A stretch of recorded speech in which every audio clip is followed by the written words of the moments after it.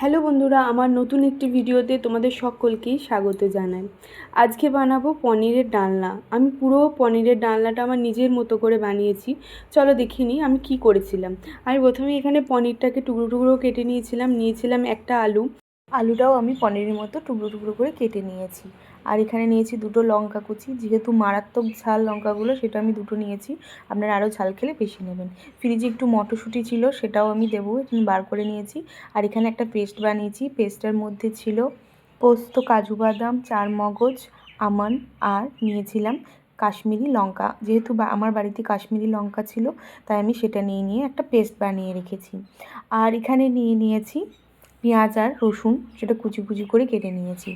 তো আমি পনিরগুলোকে ভেজে তুলে রেখেছি। আর ভাজার আগে অবশ্যই আমি পনিরগুলোকে নুন জলের মধ্যে খানিকক্ষণ ভিজিয়ে রেখেছিলাম। আমি যখনই পনির রান্না করি তখনই প্রথম গরম জলের মধ্যে অল্প নুন ফেলে পনিরগুলোকে খানিকক্ষণ ভিজিয়ে রাখি। এতে পনিরের ভেতরে নুনটাও ঢোকে আর এগুলো খুব সফট হয়।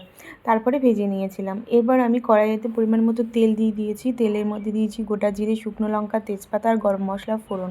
তো একটু ভাজা হয়ে এলে তারপরে আমি দিয়ে দিয়েছি পেঁয়াজ কুচি। পেঁয়াজ কুচির সঙ্গে আমি এখানে আলুগুলোও দিয়ে দিয়েছি।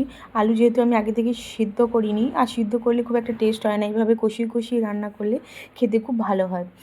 পেঁয়াজ আর আলুটাকে খুব ভালো করে ভেজে নিয়েছি। ভাজা হয়ে গেলে এবার দিয়ে দিয়েছি রসুন থেতো।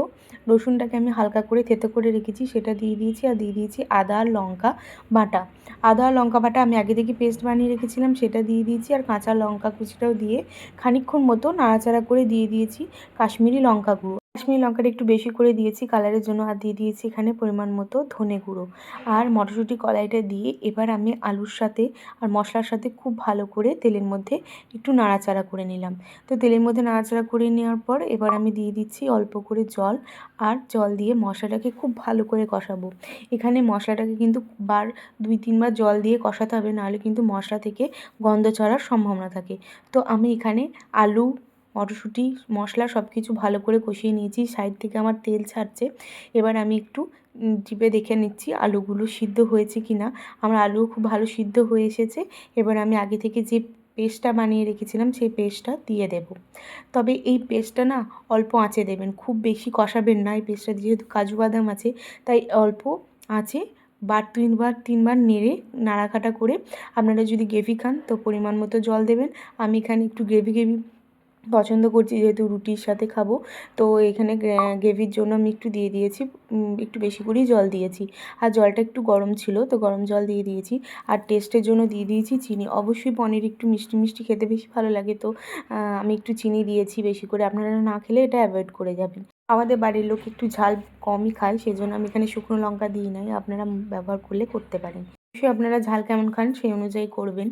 আর এখানে আমার ভালো করে কষানো হয়ে গেছে খুব ভালো করে। তো আমি এবারে আগে থেকে যে ভেজে রাখা পনিরগুলো ছিল সেগুলো দিয়ে দিলাম। দিয়ে একটু নাড়াচাড়া করে নেব।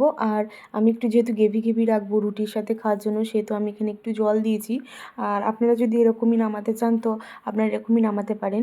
এটা পুরো আমি আমার মতো মনের মতো করে বানিয়েছি। আপনারা অবশ্যই এই রেসিপিটি একবার বাড়িতে ট্রাই করে দেখবেন, খুব সুন্দর হয়। আর নামাবার আগে এখানে দিয়ে দিয়েছি গরম মশলা গুঁড়ো। এবার আমি গ্যাসটাকে অফ করে দেব ওপর থেকে গরম মশলা ছিটিয়ে। তো এটা রুটি, পরোটা, ভাত সবের সাথে কিন্তু খুব ভালো যায়। আমাদের বাড়ির লোক তো খুবই পছন্দ করে। মাঝে মাঝেই আমাদের এই পনিরের ডালনা রেসিপিটি হয়। তো আপনারা অবশ্যই আমার এই রেসিপিটি ট্রাই করে জানাবেন কেমন হয়েছিল। আর এখন শীতকালে তো ধনেপাতা সস্তা, নামাবার আগে দিয়ে দিয়েছি ধনেপাতা কুচি। তো আপনারা অবশ্যই এই রেসিপিটি বাড়িতে ট্রাই করবেন। আর জানাতে ভুলবেন না ভিডিওটি কেমন হয়েছিল। আমার এই ছোট ছোট রান্নার ভ্লগগুলি যদি আপনাদের ভালো লেগে থাকে অবশ্যই জানাবেন নিচে কমেন্ট করে। ভিডিওটি ভালো লাগলে চ্যানেলটিকে সাবস্ক্রাইব করে পাশে থাকবেন। ভালো থাকবেন, সুস্থ থাকবেন। নমস্কার।